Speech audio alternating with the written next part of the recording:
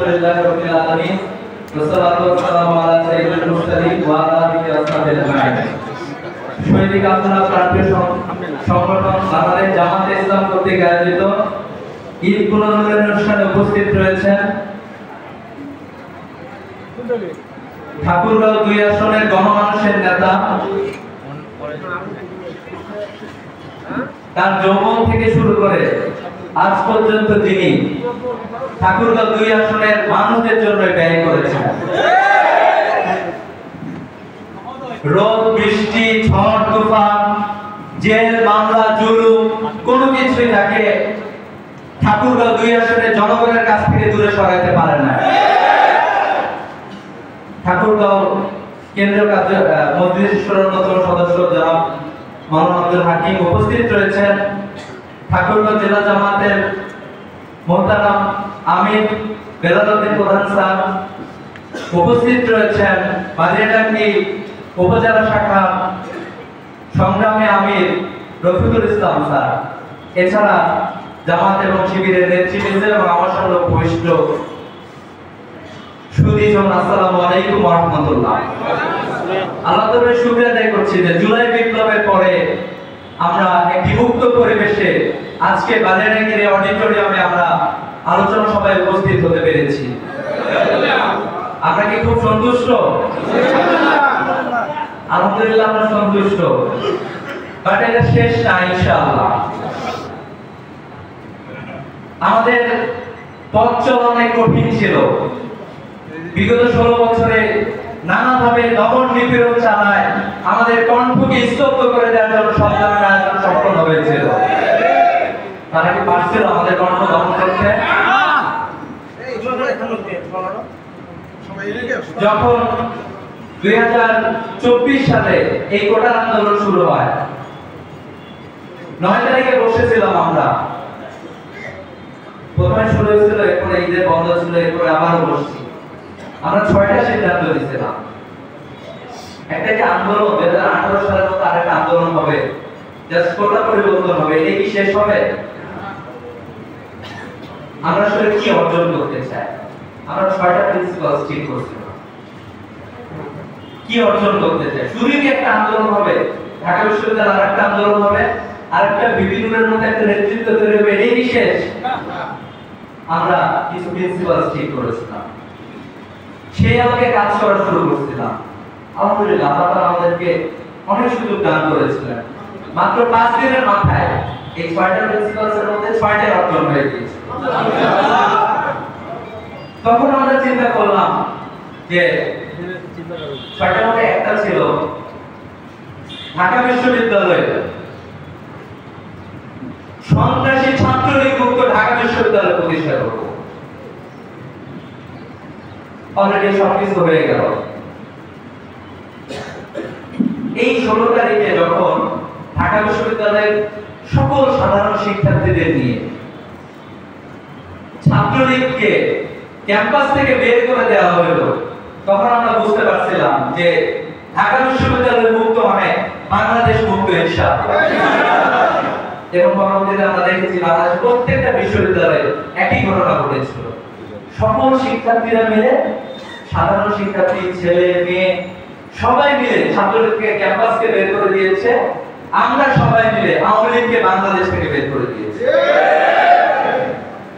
16 তারিখের মধ্যে আমাদের সব প্রিন্সিপাল মোটামুটি যেগুলো ঠিক করছিলাম টার্গেট সব হয়ে গেছে। আমাদের তখন শুধু একটাই টার্গেট ছিল, এই শেখ হাসিনার পতন।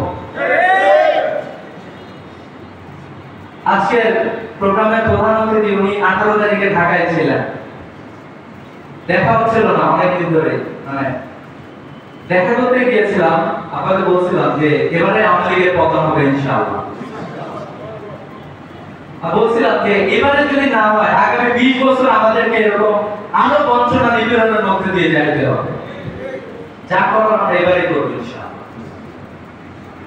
কিন্তু এই যে 18 তারিখে গণহত্যা চলবে, সাধারণ শিক্ষার্থীরা নেমে আসলো, প্রাইভেটের শিক্ষার্থীরা নেমে আসলো, মাদ্রাসা ডাক্তার এই সব জায়গার মানুষগুলো যখন নেমে আসলো, গুলি চালানো শুরু হলো।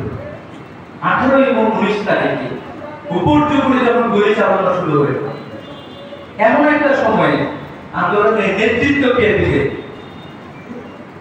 অধিকাংশ সাধারণ শিক্ষার্থী। একটা ক্রাইসিস তৈরি হবে। আন্দোলনটা কিভাবে যাবে? বুদ্ধি পরামর্শ থেকে আসবে। বুদ্ধি পরামর্শ সেটা মানে রুটিনে বাস্তবায়ন কিভাবে হবে? এরকম একটা সংকট তৈরি হবে। ঠিক ওই সময়ে ইসলামী ছাত্র শিবির 9 দফা প্রণয়ন করে 20 তারিখ থেকে আন্দোলনের কর্মসূচি ঘোষণা করে। এবং আপনারা সবাই জানেন 6 দফা একজন সমন্বয়কের মাধ্যমে মূলত 9 দফা গিয়েছিল। এরপর থেকে এই যে গণহত্যা চলা শুরু হয়েছে এবং আন্দোলন কন্টিনিউ হচ্ছে, প্রত্যেকটা দিন নতুন নতুন কর্মসূচি। আপনারা দেখবেন যে 9 দফার মধ্যে অনেকগুলো গীত দেওয়া হয়েছে, যে গীত শেখ হাসিনা কোনোদিন ভুলতে পারবে না, আমরা এটা জানতাম। ইনশাআল্লাহ আল্লাহ এটা বাস্তবায়ন করেছে। এখন আমি দাবি দেওয়া হয়েছিল, আপনারা দেখবেন আমরা জানতাম শেখ হাসিনা চাই করেছে, শেখ হাসিনা কোনোদিন মেনে নিতে না। এবং 20 তারিখের পরে দেখবেন যে কিছু কিছু জায়গায় কিছু কিছু জিনিস পরিবর্তন নিয়ে আসা এই 9 দফা। শেখ হাসিনা যখন দেখবেন যে আপনারা একটা সময় গিয়ে শেখ হাসিনা ক্ষমা চাওয়া শুরু করছে, আবার হুমকিও দিচ্ছে, আবার ক্ষমা চাচ্ছে, এরকম একটা অবস্থা। এভাবে আন্দোলনটা যখন চলতেছিল, একটা সময় যখন প্রধান সমন্বয়ক 6 জনকে জিম্মি করে তাদের কাছ থেকে স্বীকারোক্তি নেওয়া হলো যে আমরা আন্দোলনের সাথে নাই। আন্দোলনটি থামছিল? খুঁজে বেড়াইছিল যে আন্দোলন নিউক্লিয়াসটা কোথায়। আলহামদুলিল্লাহ সাধারণ শিক্ষার্থীরা স্বতঃস্ফূর্তভাবে এই আন্দোলনে অংশগ্রহণ করেছে। তারা হয়তোবা সমন্বয়কের একটা গ্রুপকে আলাদা করে ফেলছিল, আরো কিছু গ্রুপকে আলাদা করে ফেলতো, একের পর এক নতুন নতুন সমন্বয় তৈরি করতো ইনশাআল্লাহ, যারা মূলত আন্দোলন কন্টিনিউ করত। এবং আপনারা দেখেছেন আলটিমেটলি আমরা গণভবন পতনের মাধ্যমে শেখ হাসিনাকে বাংলাদেশ থেকে বিতাড়িত করেছি। আমি বলতে চাই শেখ হাসিনার বিতরণ এই জায়গায় আল্লাহ তাআলা চমৎকার একটা সাহায্য ছিল। বাংলাদেশের মানুষের একটা কালেকটিভ ইউনিটি ছিল, সবাই ঐক্যবদ্ধভাবে একত্রিত ছিল। যে করেই হোক এই ফ্যাসিবাদের শেষ আমরা দেখেই ছাড়ব ইনশাআল্লাহ। বাংলাদেশের জনগণ যখন ঐক্যবদ্ধ হয়েছে তখন কি পারছে শেখ হাসিনা? এই জন্য এই ঐক্যবদ্ধ বাংলাদেশকে পৃথিবীর সবাই ভয় পায়, সবাই চায় যে বাংলাদেশের ঐক্যকে তারা নষ্ট করে দেবে। এই জন্য দেখবেন কিছু কিছু রাজনৈতিক দলের মাধ্যমে তারা নতুন নতুন বিষয় পুশ করে, তোমরা এই বলো সেই বলো, যাতে করে আমাদের ইন্টারনাল একটা জনগণের যে একটা ইউনিটি আছে এটা যাতে নষ্ট হয়ে যায়। এই যে জনগণ রাস্তায় নেমে আসলো, এটা তো অন্যতম একটা ফ্যাক্টর হিসেবে কাজ করছে আমাদের চেতনা। আমাদের চেতনা, আমাদের আদর্শ হলো ইসলাম। আমরা যখন রাস্তায় নামছি নিজের সব হিসাব নিকাশ দিয়ে নামছি, এটা ধরে নিয়েছি যে আজকে যাচ্ছি, আজকে আমরা হয়তো ফিরে নাও আসতে পারি। এরপর আমরা রাস্তায় নামছি, হিসাব নিকাশ ক্লোজ করে দিয়ে নামছি। আলহামদুলিল্লাহ প্রত্যেকটা শিক্ষার্থী এই আদর্শ ধারণ করে, কেউ কি আছে এরকম যে আমি যাচ্ছি জাস্ট মরে গেলাম, ব্যাপারটা এরকম না। বাংলাদেশের সকল শিক্ষার্থী শহীদ হওয়ার জন্য রাজপথে নামছে। ইসলামী ছাত্র শিবিরের অসংখ্য শহীদ আছে। আমরা বলেছি শুধুমাত্র শিবির থেকে যারা শহীদ হয়েছে এরা আমাদের শহীদ না, আমাদের শহীদ এই আন্দোলনে যারা শহীদ হয়েছে সকলেই আমাদের শহীদ। একটা শহীদের চিঠি পড়তেছিলাম মাত্র 9-10 পরে, তার মাকে লিখতেছে কি তার চেতনা, তার মাকে লিখতেছে যে মা আর আল্লাহ ঘরে বসে থাকে, আমি চলে যাচ্ছি। আমার বড় ভাইয়েরা কাপড়ের কাপড় পরে রাস্তায় নেমে আসছে, একের পর এক সবাই জীবন দিচ্ছে, আমি কি স্বার্থপরের মতো ঘরে বসে থাকতে পারি? মা তুমি আমাকে মাফ করে দিও, আমি চলে গেলাম, আর থাকতে পারবো না। শহীদ আনাস গেছিল এবং শহীদ হয়ে গিয়েছে। আজকে আমরা তো ঈদ উদযাপন করতেছি, শহীদ আনাসের ফ্যামিলিতে কিন্তু ঈদ নাই। বাংলাদেশের অসংখ্য পরিবারের জীবনে ঈদ আসলে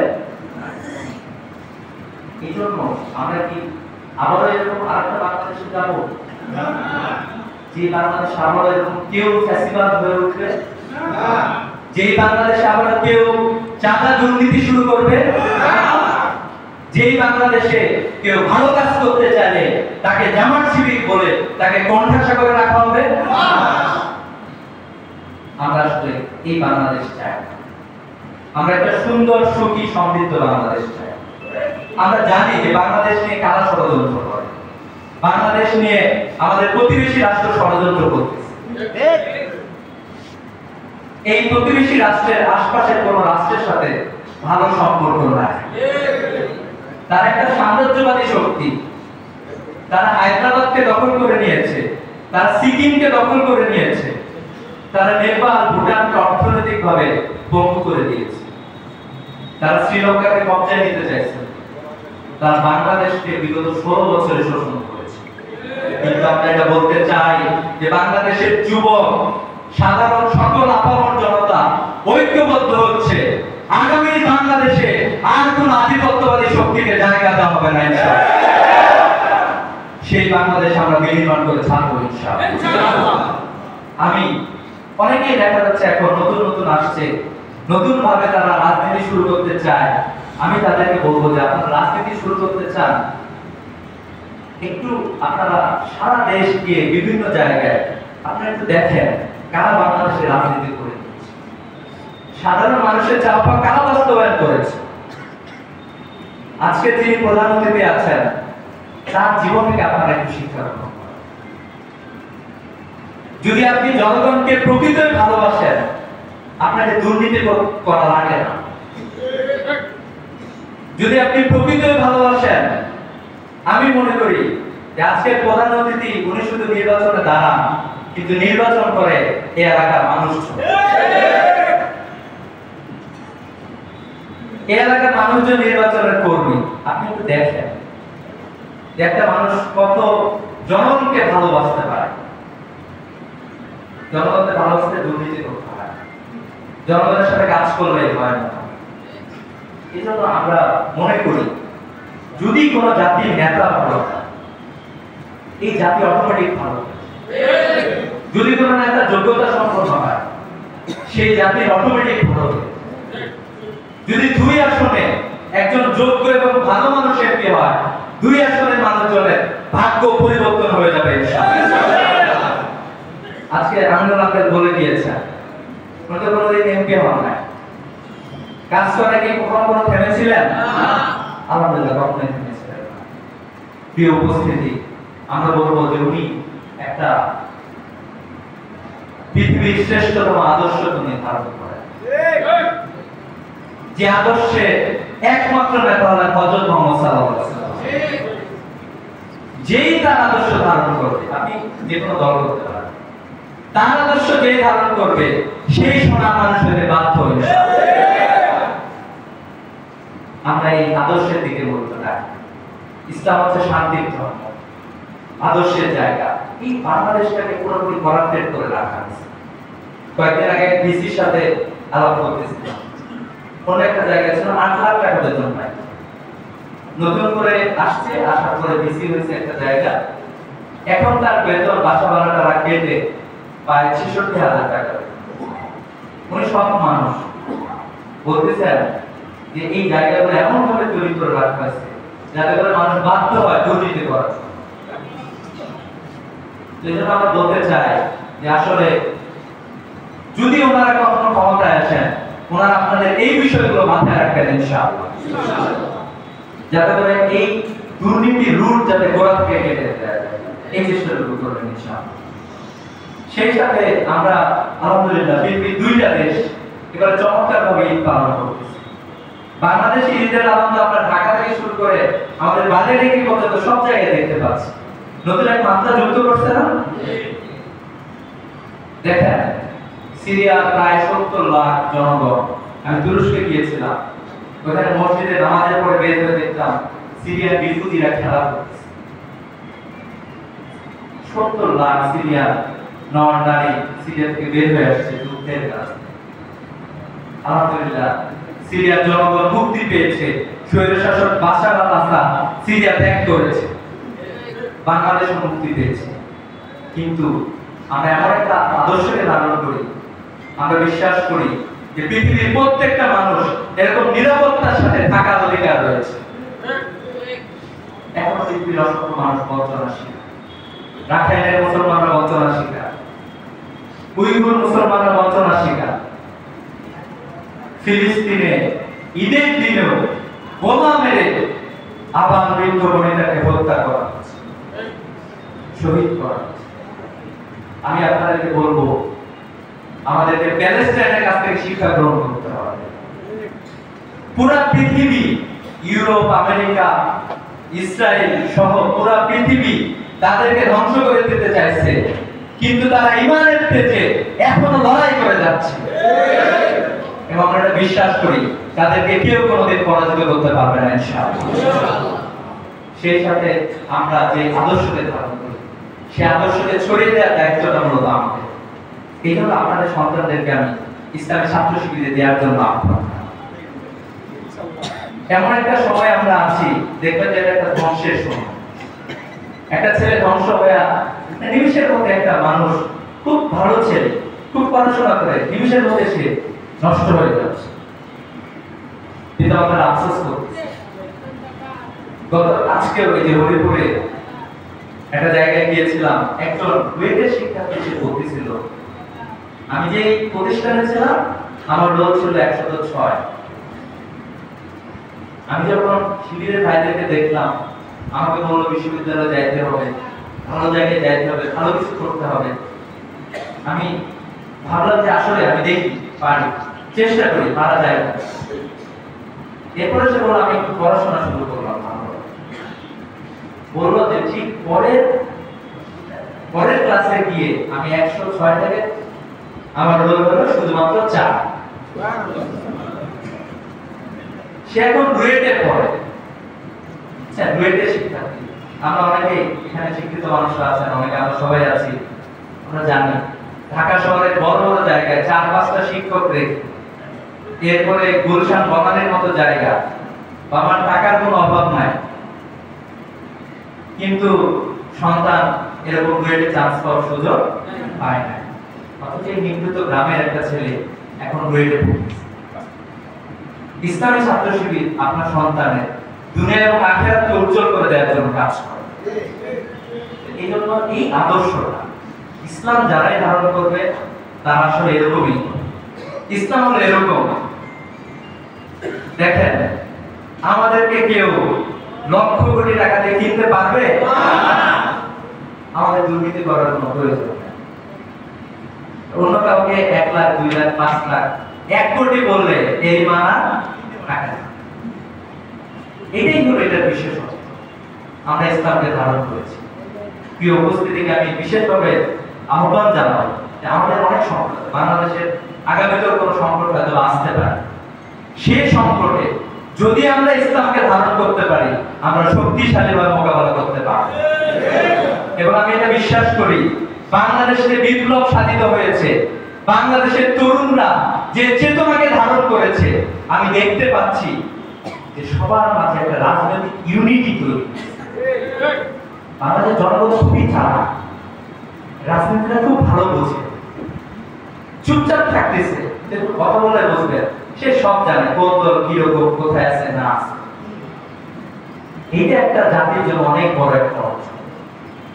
এরকম পলিটিক্যাল কনসাস যে জাতির মানুষরা হইতে পারে, তো সিকিমের মানুষজন এরকম পলিটিক্যাল কনসাস হতে পারে, হায়দ্রাবাদের মানুষজন পারে, এই জন্য তারা হারাই গেছে। আলহামদুলিল্লাহ আমরা সচেতন, আমাদেরকে কেউ হারাইতে পারবে না ইনশাআল্লাহ। এই জন্য আমরা তো অনেক বড় জায়গায় কাজ করি, পুরো দেশটা আমাদের। আমরা বিশ্বাস করি যে ইসলামী ছাত্র শিবির সহ ইসলামী আদর্শের মানুষরা আগামী পৃথিবীতেও নেতৃত্ব দেবে ইনশাআল্লাহ।